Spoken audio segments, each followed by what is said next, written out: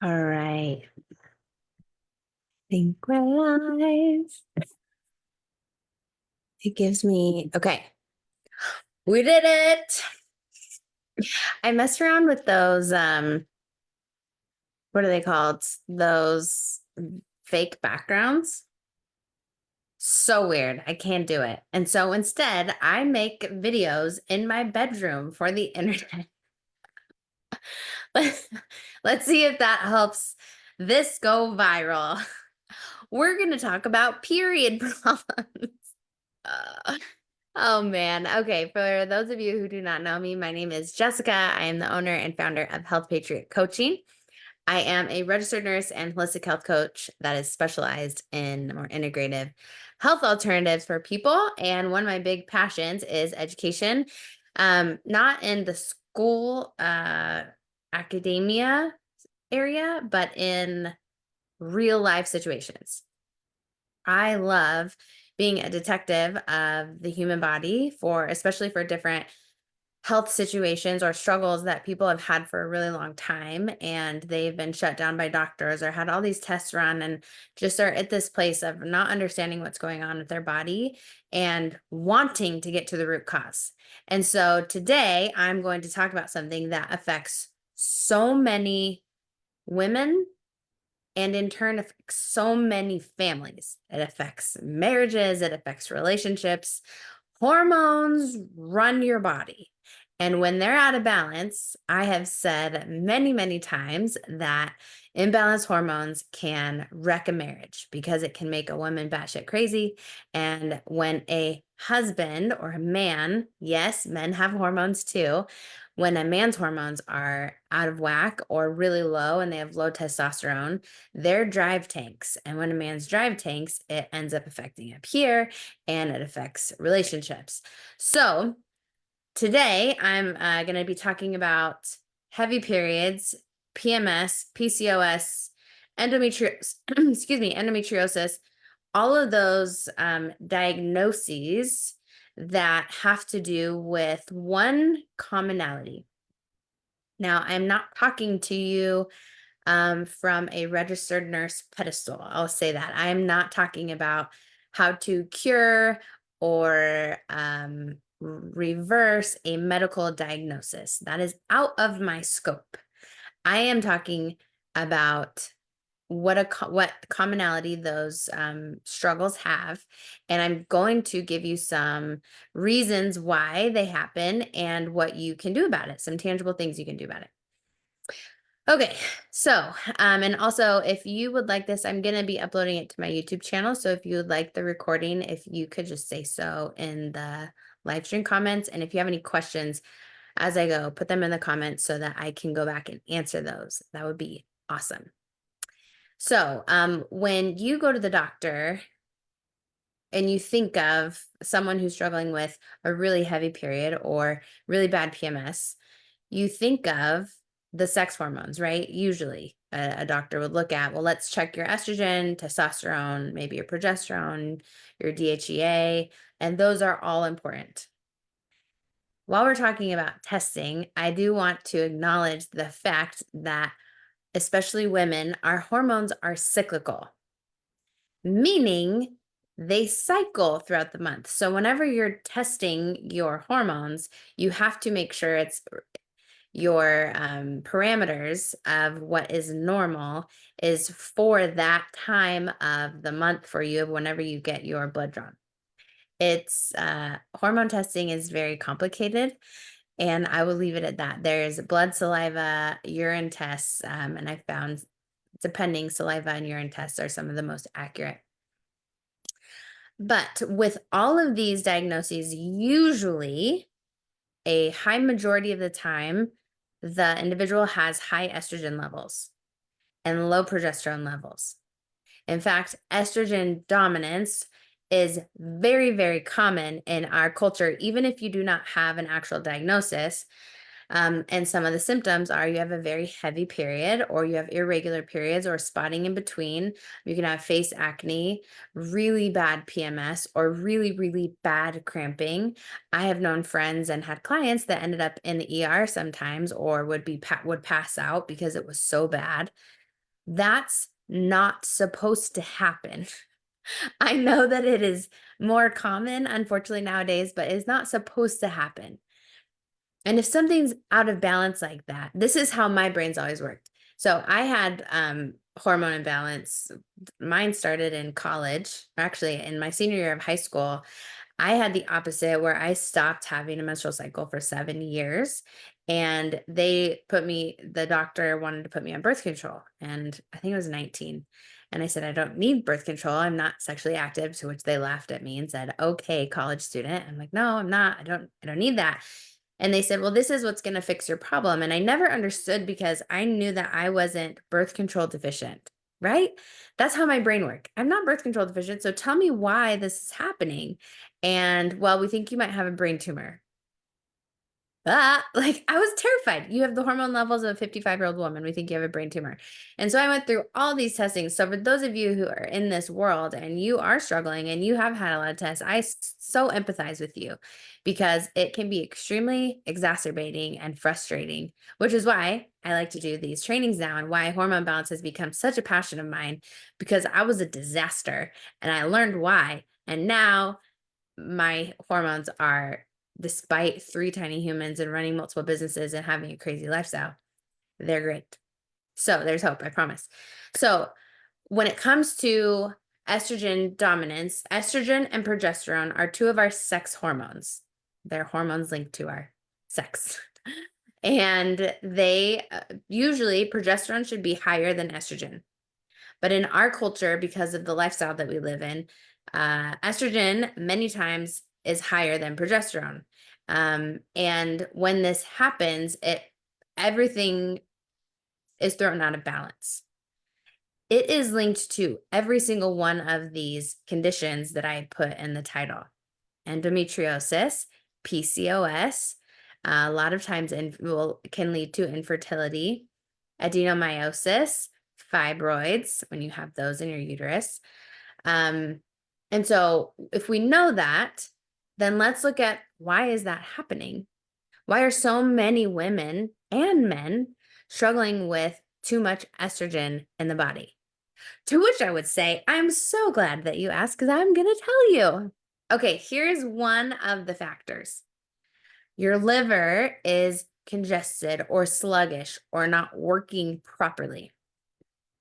I'm going to read off some of the functions of the liver because I do think that is really fascinating and really helpful for people to recognize just how critical your liver is. And when it's congested or sluggish because it's been burdened with so many toxins, then you'll see some of these symptoms pop up that many people won't acknowledge or recognize that, oh, that might be because of my liver. And I share this with you not to make you nervous or scared that something's wrong with your liver. The liver regenerates so fast, but we have to take care of it. Okay. So here's a couple functions, a handful of functions of the liver. And I can send you this amazing graphic if you want. But again, you got to put it in the chat so I know how to get a hold of you. So first, it's a production of cholesterol. Did you know that your liver produces cholesterol and helps regulate it? What? No. What do we talk about when it comes to high cholesterol? We only talk about fatty foods. Well, actually, you need to nourish and strengthen your liver to help support those cholesterol levels. It's also a precursor to our sex hormones. It's a precursor to hormone production and vitamin D. How many of you have vitamin D, low vitamin D levels, right? The storage of micronutrients, such as our minerals, magnesium, iron, a bunch of vitamins. Blood sugar balance. When you're eating too much sugar, there's a significant increase in non-alcohol fatty liver disease. Non-alcoholic fatty liver disease. They have an acronym for it, like everything. And most people will say, I've never drinking a drop of alcohol in my life. How do I have a fatty liver?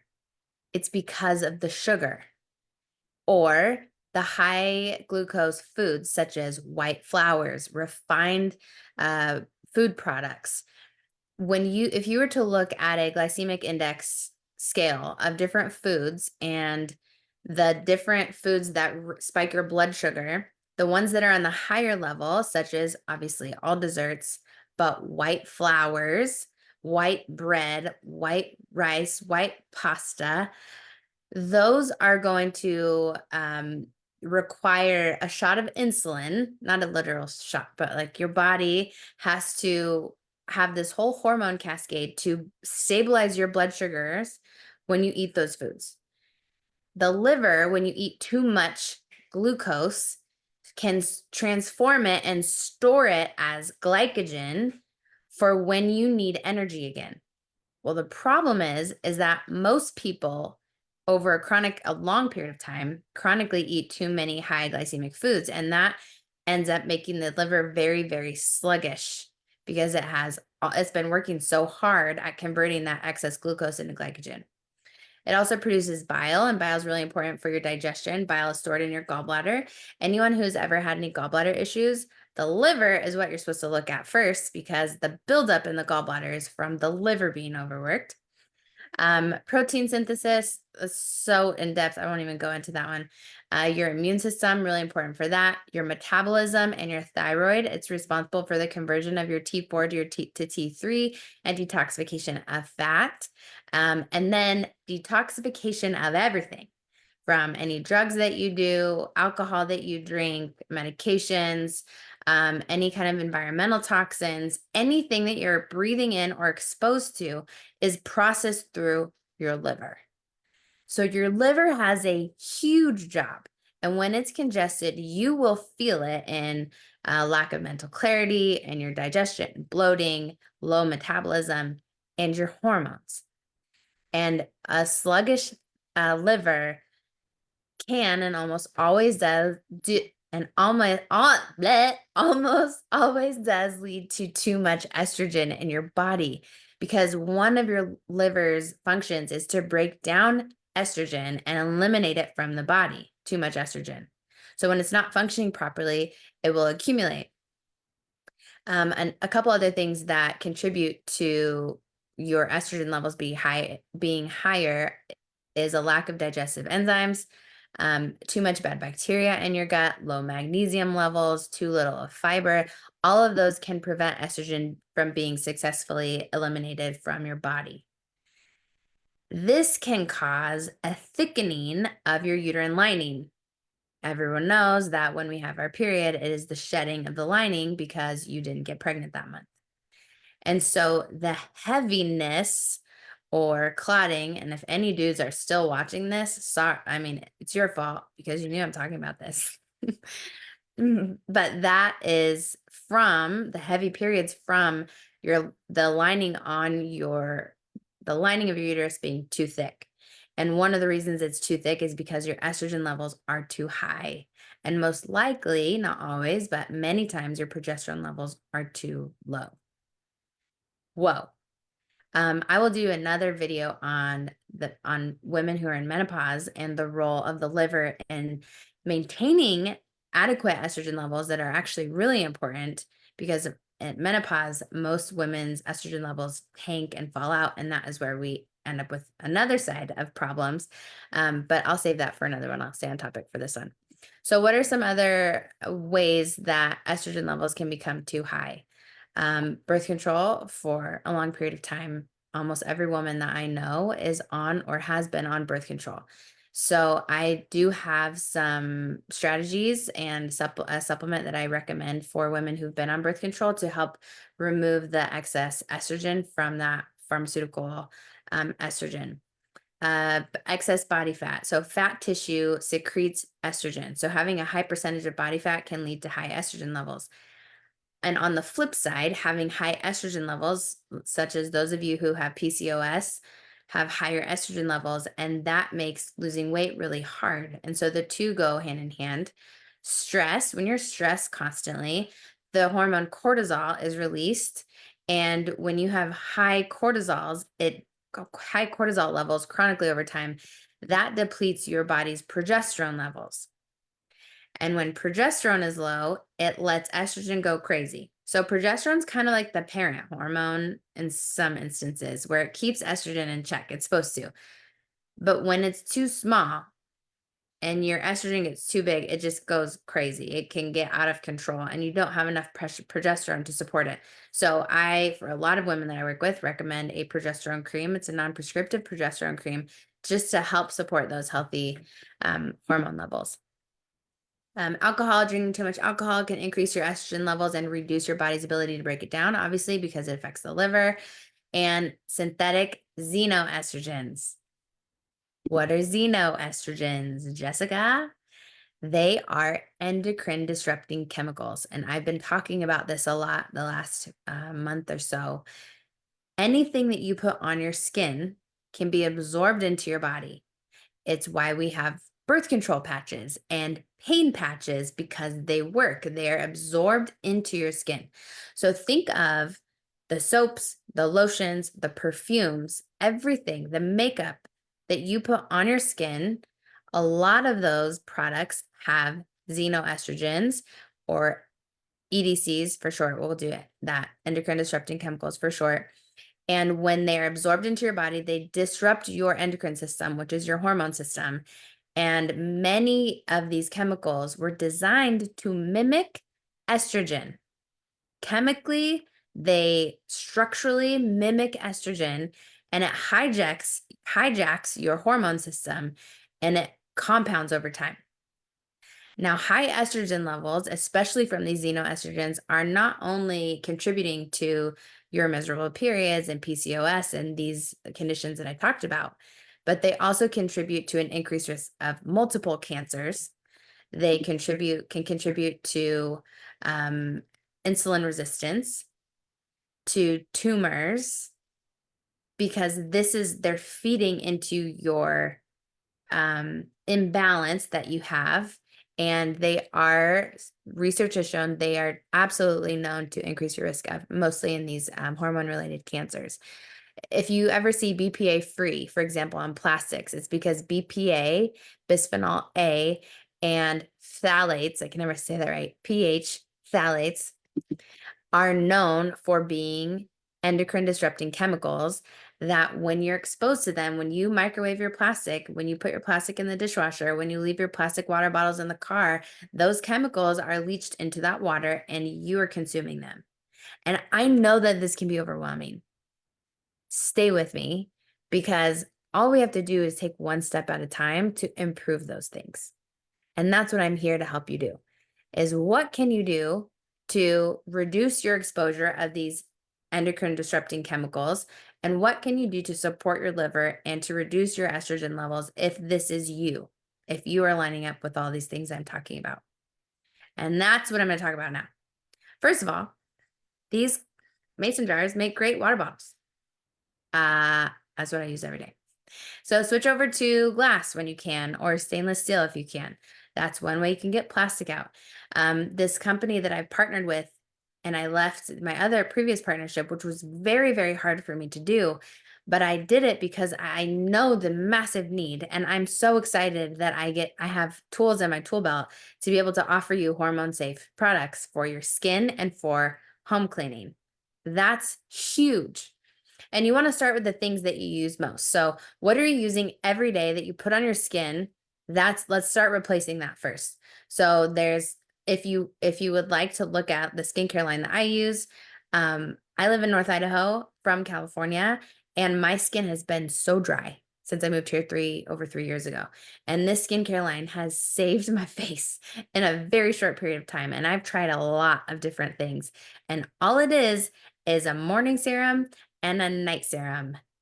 That's it. That's all I'm using right now. And I wash my face most of the time. I'm really bad at that. I'll be totally honest. So I have that. There's a body oil that I absolutely love and use, and a body scrub. And then there's a amazing home cleaning set. It comes in these beautiful glass amber squirt bottles and with a cleaning concentrate. And it's so easy, convenient to use, safe for your kids, safe for your pets, and it is very effective. So that is one option. There's a lot of different options out there, but I will warn you that it becomes very overwhelming because of the greenwashing, they call it, that goes on, where, like Mrs. Meyer's is labeled as a clean brand, but they're owned by a parent company. I'm pretty sure it's Clorox now, or one of those evil companies. And it's not really clean for you. A lot of them still contain endocrine disrupting chemicals. So it's really important that you know what you're getting. And then secondly is let's support your liver. That's a big thing, right? Let's support your liver. What are some easy ways you can do that? Drinking lemon water. Lemon has compounds in it that is amazing at naturally regenerating your liver cells. Drink more water. Think of it as reducing your toxin load as much as you can from what you put in, on, and around your body. Get rid of your air fresheners. Sorry, this is not talking about your liver necessarily, but your air fresheners are causing a lot of damage, not just to your liver, but to your lungs. The chemicals that are allowed in our homes are causing a significant increase in lung cancer. And I know that's a totally different topic, but it does affect your hormones as well. So start getting rid of those. Use some essential oils as a natural alternative. Drink lemon water. I've been talking a lot about a 3-part supplement stack that I use every morning. It's very easy, called the routine. You personally fill up a mason jar, but fill up a glass of water. You put our hydrate and detox packet in. The hydrate and detox has minerals for your adrenals and your thyroid to support those parts of your endocrine system. It has glutathione, really powerful glutathione to support your liver. It has a patented probiotic and prebiotic to support your gut health, which we talked about, really also helps your estrogen levels. And it has some liver and ginger in there to bring it all home, basically. No sugar, tastes delicious, but it's really powerful at helping to support your liver function. And that is why I've heard so many people say their digestion is like clockwork now. Their mental clarity and their energy is amazing. And their cycles, many women who had chronic migraines right before their periods, gone.